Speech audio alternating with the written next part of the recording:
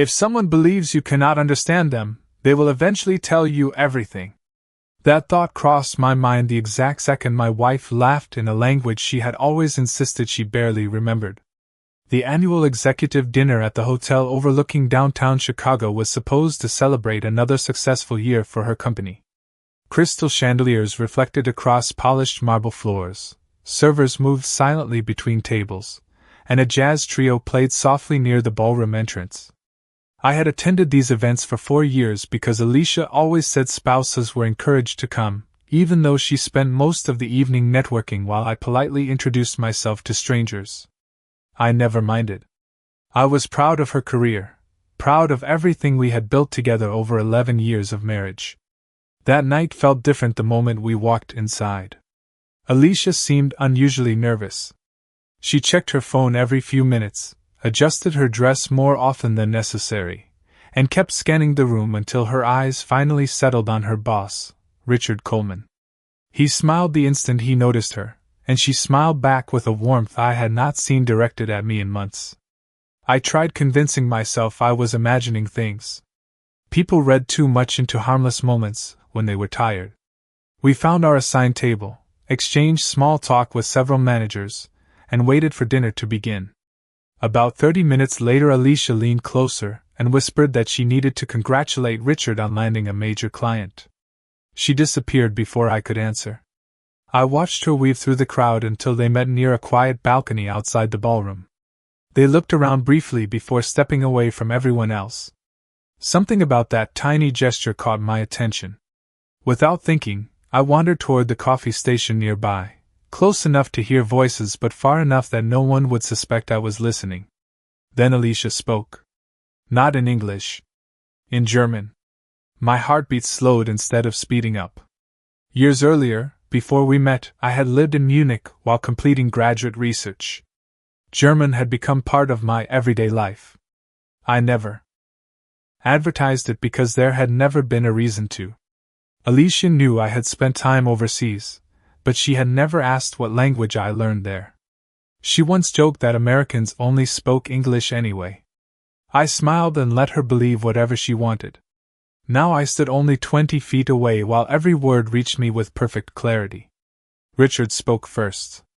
Are you sure he still suspects nothing? Alicia answered with a quiet laugh. Marcus has no idea. He cannot understand a single word we are saying. My fingers tightened around my coffee cup. Richard lowered his voice. And the pregnancy? Alicia looked down before placing a hand gently across her stomach. We cannot hide it much longer. We need a plan before he starts asking questions. For a brief moment the ballroom disappeared. The music faded. The conversations became distant echoes. Every sentence they exchanged landed with impossible weight, yet I forced myself to remain perfectly still. If I reacted now, I would learn nothing more.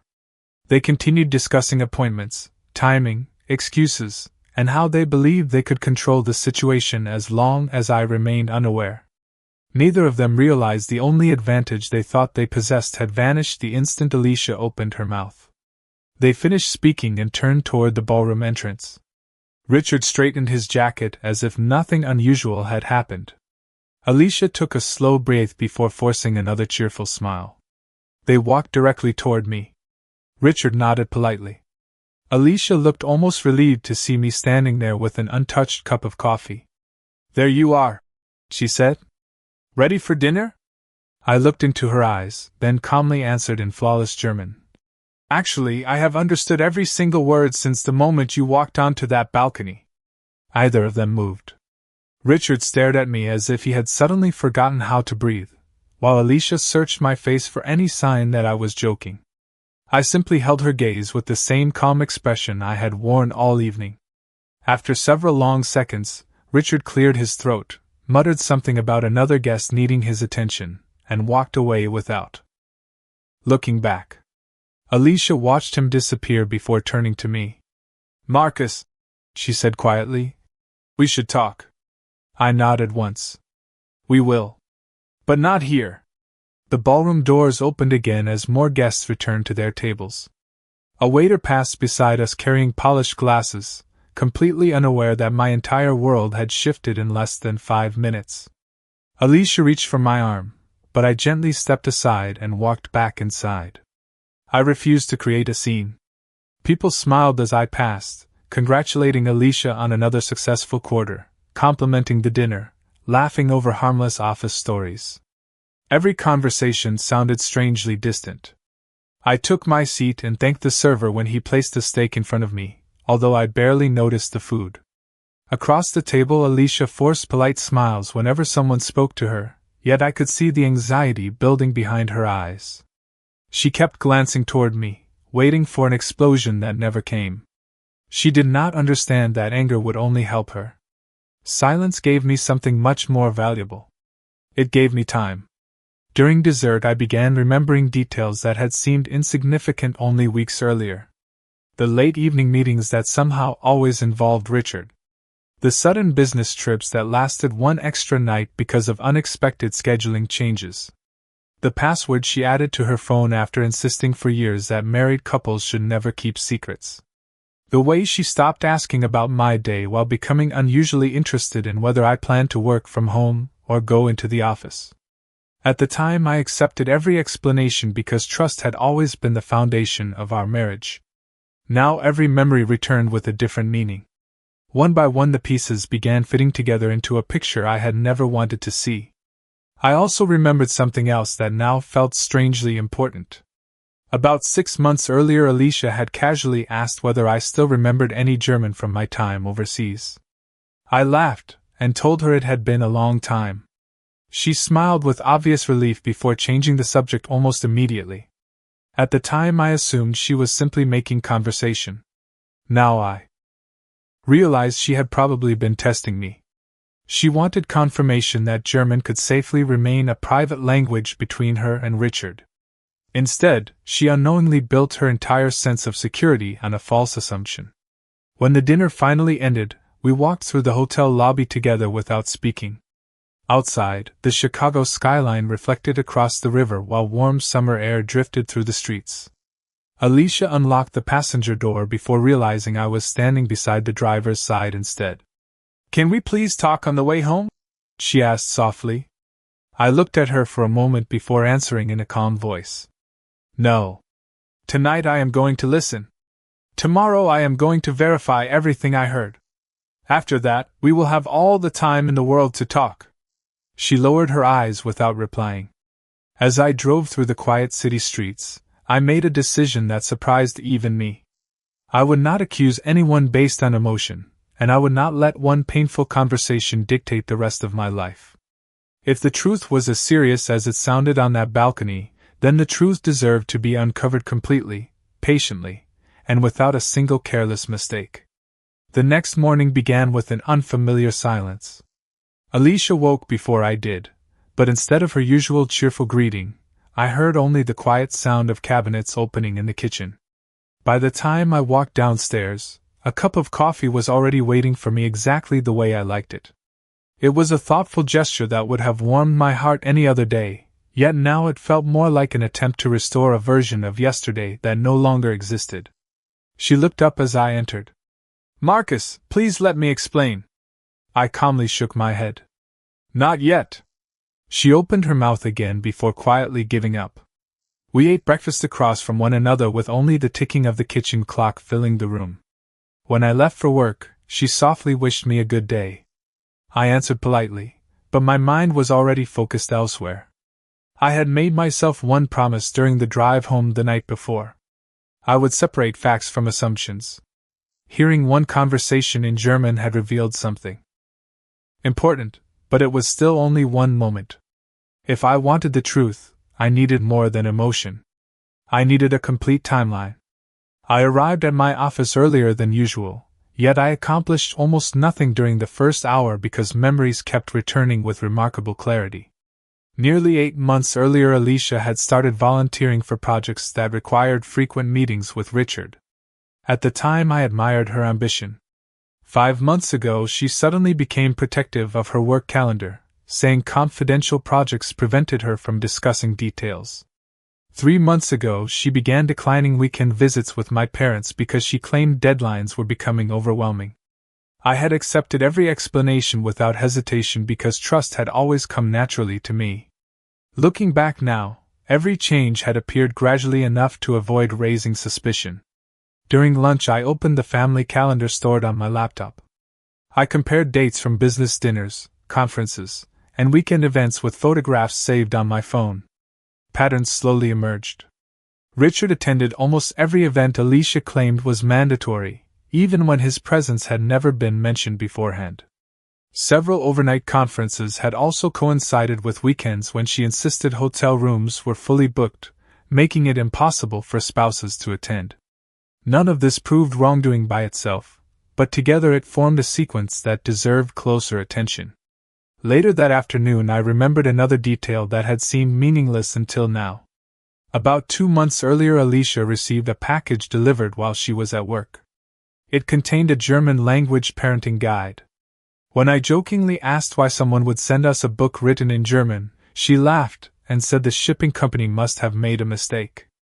The package disappeared before I returned home that evening, and I never thought about it again. Now that memory settled heavily in my mind. Nothing about it felt accidental anymore. After work, I drove to a quiet park instead of going home immediately. I sat on a bench overlooking the lake, watching families walk together while children chase birds across the grass. The peaceful afternoon reminded me why I needed patience. If I confronted Alicia without understanding everything, I might never learn how long the deception had truly lasted or how many decisions had been built upon it. By the time the sun began lowering toward the horizon, my next step had become clear. I would quietly verify every date, every conversation, and every unexplained coincidence before asking a single question, because the strongest position was not held by the person who reacted first, but by the person who understood the entire story before anyone else realized it had already been uncovered.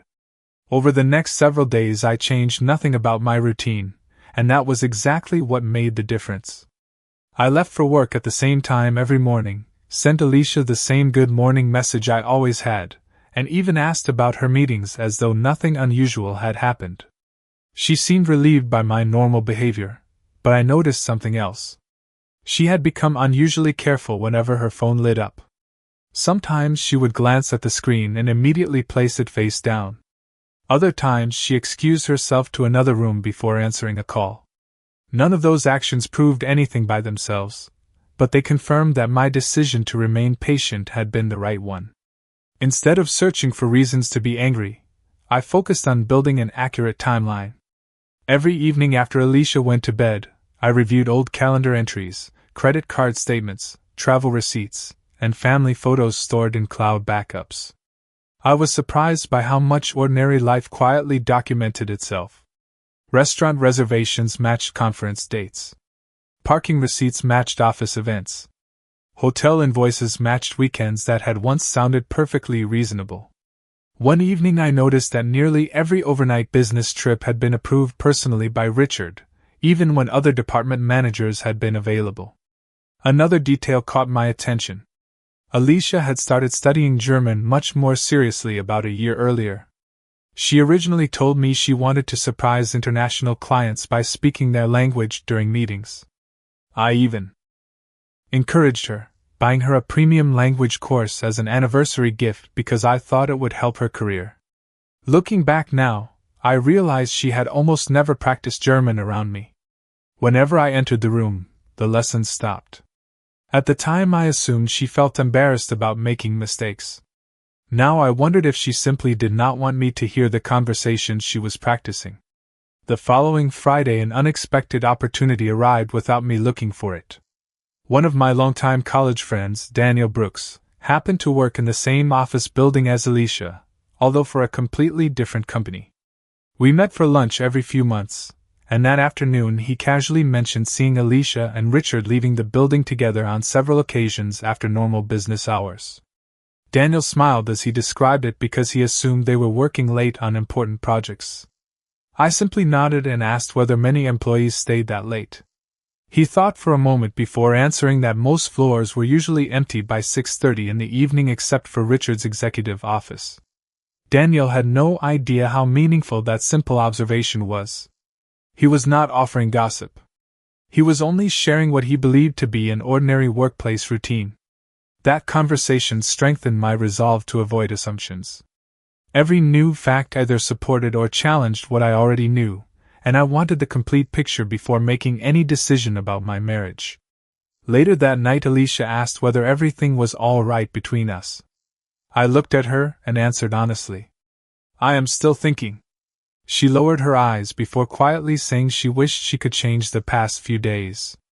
I did not respond because I was beginning to understand something important. People often believe the hardest part of discovering a painful truth was hearing it for the first time. They were wrong. The hardest part was realizing how many ordinary moments had quietly carried pieces of that truth without you recognizing them until it was almost impossible to ignore. By the beginning of the second week, I realized that patience was producing something emotion never could. Every day I resisted the urge to demand answers. Another small piece of the puzzle revealed itself naturally. Alicia seemed convinced that my silence meant uncertainty instead of understanding. She gradually relaxed, returning to familiar routines and speaking more freely whenever work came up at dinner. I listened carefully without interrupting, noticing not only what she said but also what she carefully avoided mentioning. Richard's name appeared less frequently than before, almost as though she had rehearsed removing it from ordinary conversation. That change alone told me she had become aware that something between us had shifted. One Tuesday afternoon, while reviewing my own work schedule, I remembered that Alicia had once invited me to attend an upcoming company charity reception. She later told me attendance had become limited because several important clients would be present. At the time, I accepted the explanation without another thought. Curious, I searched the public announcement for the event and found that spouses had always been welcome. It was a small inconsistency, but it joined a growing collection of details that no longer fit together by coincidence. That evening, Alicia mentioned she would need to stay late preparing for a presentation. I smiled and wished her good luck. Instead of driving straight home after work, I stopped at a quiet coffee shop a few blocks from her office. From the window, I could see employees gradually leaving the building as daylight faded. One by one, the lights inside turned off until only a few offices remained illuminated. Nearly an hour later, Richard exited through the main entrance carrying a laptop bag. He stood outside checking messages on his phone before looking back toward the building as though waiting for someone. A few minutes later, Alicia appeared. They exchanged several words, smiled politely, and then walked in opposite directions towards separate parking areas. There was nothing dramatic about the scene. No argument, no obvious display of affection, nothing that confirmed the fears growing inside my mind. Yet the image stayed with me because it reminded me why assumptions were dangerous. Real life rarely offered neat answers. It demanded patience. I returned home before Alicia arrived and prepared dinner, as I often did. When she walked through the front door, she looked genuinely surprised to see everything ready. "You cooked?" she asked with a tired smile. I nodded. "Long day?" She hesitated before answering. "Very long." I simply invited her to sit down. Throughout the meal we spoke about ordinary things, including weekend plans, neighborhood news, and a movie we had been meaning to watch. Anyone watching us would have believed nothing had changed. But beneath every calm sentence was an unspoken understanding that the truth had not disappeared simply because either of us mentioned it. As I cleaned the dishes later that night, I quietly reached one conclusion. Before I asked Alicia a single difficult question, I wanted to be certain that every answer she gave could be measured against facts instead of fear. Whatever came next would shape the rest of our lives, and I refused to let that conversation begin until I knew I was prepared to hear every word. By the end of the second week, I understood something that I had overlooked for years. Secrets did not usually collapse because someone discovered them. They collapsed because the people protecting them eventually became comfortable. Alicia no longer watched every word she said around me. Richard appeared equally confident. Whatever concern they had felt after the company dinner seemed to fade with each passing day because I had never confronted either of them. That silence was becoming my greatest advantage. Instead of spending every evening searching for more clues, I shifted my attention toward preparing for whatever came next. During my lunch break, I scheduled a meeting with a family law attorney recommended by a colleague I had trusted for years. I did not walk into that office looking for revenge or even immediate answers. I walked in looking for information.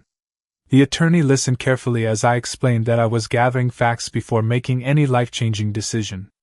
He encouraged me to remain calm, avoid emotional confrontations, and organize important financial records, insurance documents, property information, and personal accounts. His advice was practical rather than dramatic, and that was exactly what I needed. For the first time since the dinner, I felt as though I had regained a small measure of control over my own future. That evening I quietly organized copies of mortgage paperwork, retirement accounts, tax returns, and household expenses into secure digital folders. Everything I collected already belonged to both of us, yet I realized I had never truly understood how much of our life depended upon clear records and thoughtful planning. While I worked, Alicia sat in the living room answering emails on her laptop. Every so often she glanced toward my office before returning to her screen. Around 9 o'clock she knocked gently on the open door. "You have been spending a lot of time in here lately," she said. I smiled politely. "I have been catching up on paperwork." She nodded without asking another question. Her expression suggested she wanted to say more, but uncertainty stopped her. As she walked away, I wondered whether she was waiting for me to begin the conversation she feared most. The following afternoon I received an unexpected message from Alicia asking whether we could have lunch together on Friday. It had been months since she had suggested lunch during the work week. I agreed immediately because refusing would only create unnecessary tension. When Friday arrived, we met at a quiet restaurant near her office. She seemed tired, almost as though she had not been sleeping well. We spoke about ordinary things for several minutes before she finally looked at me and asked, "Do you still trust me?" The question lingered between us longer than either of us expected. I placed my fork on the table before answering carefully. "Trust is built over time, Alicia. It is also tested over time. I am still learning which part of that journey we are on." She lowered her eyes and slowly nodded. No argument followed. No dramatic scene unfolded. We finished lunch in respectful silence before returning to our separate offices. Driving back to work, I realized that she was beginning to understand something important. My quietness was not uncertainty. It was preparation.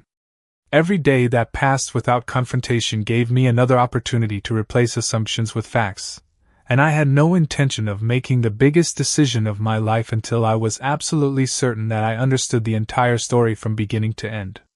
3 days after our lunch, Alicia told me her company was hosting a strategy meeting followed by a private dinner for senior leadership. She mentioned it casually while pouring coffee before work, carefully avoiding Richard's name, even though I already knew he would be there. I simply wished her a productive evening and continued reading the morning news. The surprised look on her face lasted only a second before she smiled politely and left for the office. That reaction confirmed something I had begun to suspect. She expected resistance from me. Instead, I continued giving her exactly what she believed she wanted: complete freedom from confrontation. Late that afternoon, my phone vibrated with a message from Daniel Brooks asking whether I wanted to meet for coffee after work. We met at the same neighborhood cafe where we had caught up many times over the years. As we talked about ordinary life, Daniel casually mentioned that Alicia's company had been unusually busy preparing for a major international partnership. Several German executives were expected to visit the following week, and many employees had been practicing presentations in German. That detail immediately caught my attention. It explained why German conversations had become more common inside the company, but it also created an opportunity that neither Alicia nor Richard appeared to anticipate. If important visitors were arriving, there would almost certainly be meetings where everyone expected professional communication rather than private conversations disguised by language. I thanked Daniel for the information without revealing why it mattered. On my drive home, I realized that patience had quietly placed me in a stronger position than anger ever could have. I was no longer chasing fragments of information. Events were beginning to move on their own. When Alicia returned home that evening, she looked exhausted. She set her purse on the kitchen counter and stood silently for several moments before speaking. "Next Thursday is going to be a long day," she said. "The German delegation will be here from morning until dinner." I nodded. "You have been preparing for that for months." She looked at me with mild surprise. "You remembered?" I smiled gently. "You worked hard for it." Of course I remembered. She thanked me before walking upstairs, but I noticed that she hesitated halfway up the staircase as though she wanted to ask another question. Instead, she continued toward the bedroom without saying another word. The following morning I received an unexpected email from the company organizing the international event. Because spouses had attended several previous corporate receptions, invitations had automatically been extended again for the closing dinner. My name appeared clearly on the guest list. I quietly accepted the invitation without mentioning it to Alicia. I wanted to see whether she planned to tell me herself. 2 days passed. Then 3. The invitation was never mentioned. By Wednesday evening I understood that she had intentionally decided to leave me at home. Whether that decision came from her or someone else, I still did not know. What I did know was that the final pieces were beginning to fall into place. The event that everyone expected to celebrate an important business partnership would also become the first time since that night at the hotel that Alicia, Richard, and I would stand together in the same room. This time, however, they would not be the only people capable of speaking fluent German, and for the first time since everything began, I felt completely prepared for whatever the next conversation might reveal. Thursday evening arrived with remarkable calm, a sharp contrast to the storm that had been quietly building beneath the surface for weeks. I put on the same navy suit I had worn to countless corporate dinners over the years and drove downtown without telling Alicia I would be attending. My invitation had come directly from the event organizers, and I intended to accept it just as any spouse would. The hotel ballroom was already filled with executives, international guests, and employees exchanging business cards beneath elegant lighting. Conversations flowed easily in both English and German as the visiting delegation moved from table to table. I checked my coat, greeted a few familiar faces, and stepped inside. The surprise on Alicia's face was impossible to miss. She had been speaking with Richard near the entrance when she noticed me walking toward them. For a brief moment neither of them moved. Then Alicia forced a polite smile and introduced me to 2 executives from Berlin, apparently assuming I would remain a quiet observer throughout the evening. Instead, I greeted each guest in fluent German, thanking them for visiting Chicago and asking about their trip across the Atlantic. Their faces immediately brightened. The conversation became lively, professional, and completely natural. One executive complimented my pronunciation, asking where I had learned the language. I explained that I had lived in Munich for several years and had continued using German throughout my career whenever opportunities arose. Around us, several employees looked visibly surprised, including Alicia, whose expression shifted from confusion to disbelief. Richard remained silent, listening carefully as every assumption he had relied upon quietly disappeared. Throughout dinner I continued speaking comfortably with the visiting guests whenever German was appropriate, translating jokes, helping clarify cultural references, and even assisting during a brief presentation when one speaker searched for the right English phrase. It was not an attempt to embarrass anyone. I simply responded naturally whenever someone addressed me. Yet every sentence carried an undeniable message. The secret language that had once been used with complete confidence was no longer a shield. By the end of the meal, Richard finally approached me while several guests continued their conversations nearby. He thanked me for helping the delegation feel welcome and remarked that he had not realized I spoke German so well. I smiled politely before answering in German that people often underestimated what others knew when they relied too heavily on assumptions. His expression tightened almost instantly. Alicia stood only a few feet away, hearing every word and understanding exactly what I meant. No voices were raised. No accusations were exchanged. The silence that followed was more powerful than any argument could have been. After the closing remarks concluded, guests gradually began leaving the ballroom. Alicia quietly asked whether we could speak before driving home. I agreed and suggested we step outside where the evening air was cooler, and the city noise softened the awkwardness between us.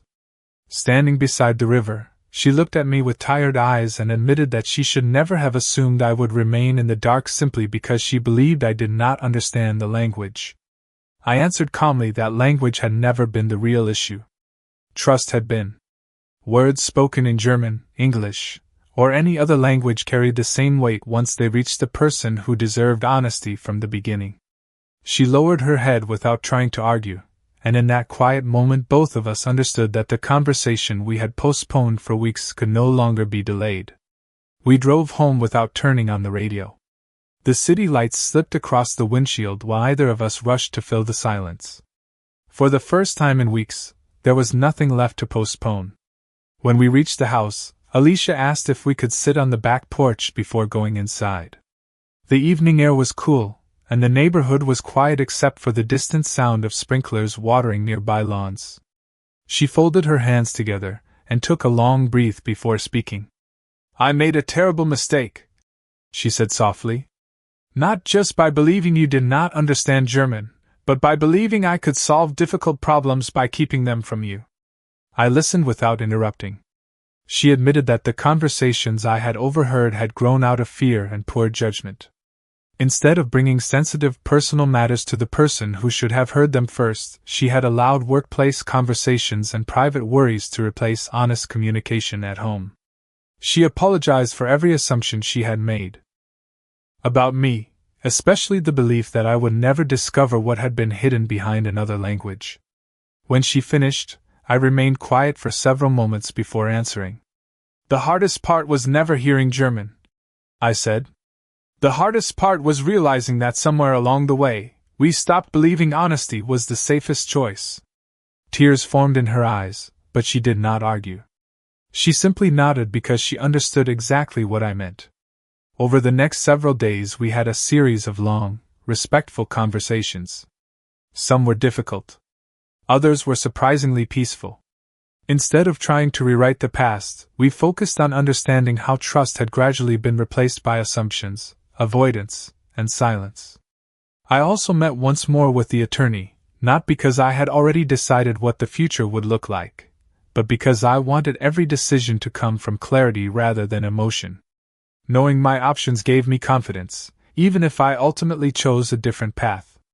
Weeks later, Alicia informed her company that she wanted clearer professional boundaries and requested to be reassigned to a different reporting structure.